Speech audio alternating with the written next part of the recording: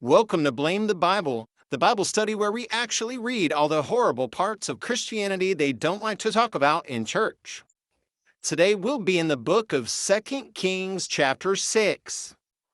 Join with me as we read a biblical fairy tale that puts Hansel and Gretel to shame. Verse 25, there was a great famine in the city. The siege lasted so long that a donkey's head sold for 80 shekels of silver and a quarter of a cab of seed pods for 5 shekels. Okay, so these people were trying to eat donkeys' heads. Ooh. And seed pods? Tasty. So yeah, it seemed like they really did not have enough food if this is what they were eating, and they were apparently spending a lot on it. Okay. Verse 26, as the king of Israel was passing by on the wall, a woman cried to him, "Help me, my lord the king." Oh no, she needs help? You think the mighty high king of Israel going to come help her? A lowly woman? Let's find out. The king replied, "If the Lord does not help you, where can I get help for you? From the threshing floor? From the wine press?" Wow. Sassy much? He basically just told her to let Jesus take the wheel, right? Perhaps he never heard the phrase, "The Lord helps those who help themselves." Or, the kings who help their subjects. Goodness, the king of Israel here is showing a lot of compassion. Verse 28, then he asked her, "What's the matter?" Oh my God. Okay, so he does ask. Maybe he felt a little bad because she was coming to him for help and he just kind of snapped back at her.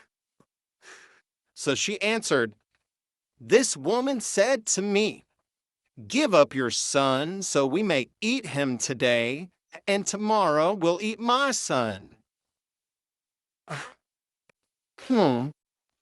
Wow. So they were that hungry. They were making deals to eat their children.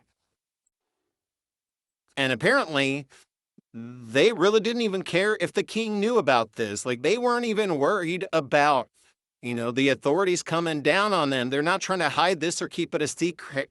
She's going over and just confessing this to the king like it's a normal day in Israel. Yeah, we're going to eat the son. So you know how this happens, king? I promised that we could eat my son today and then we'll eat her son tomorrow, right? You following me? This happens all the time. Okay, good. Moving on. Verse 29. So we cooked my son and ate him. The next day I said to her, "Give up your son so we may eat him." But she had hidden him. How dare she? So this woman is telling on herself while tattletelling on the other woman to the king about how she's disgruntled that she did not get to eat a second child after they had already ate her child.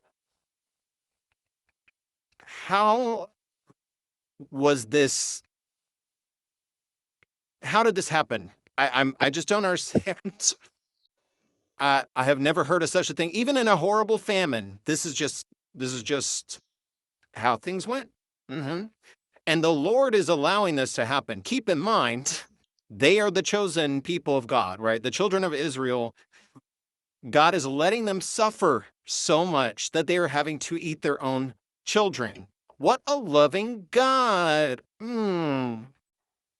He takes such good care of his people. He totally deserves all of their worship. So when the king heard the woman's words, he tore his robes. As he went along the wall, the people looked and they saw that under his robes he had sackcloth on his body. Right, so he was basically in mourning over just the horrible situation that was unfolding before him, that the Lord was allowing to unfold, right? I'm pretty sure, correct me if I'm wrong, that the children who were getting eaten did not do anything to deserve that fate, right? I mean, at least in Hansel and Gretel, it was a witch in the woods trying to cook the children. This is their own mothers. This is messed up. This could give a child nightmares. Please don't let your children read this book. The Bible is inappropriate for children, as I've said many times, right?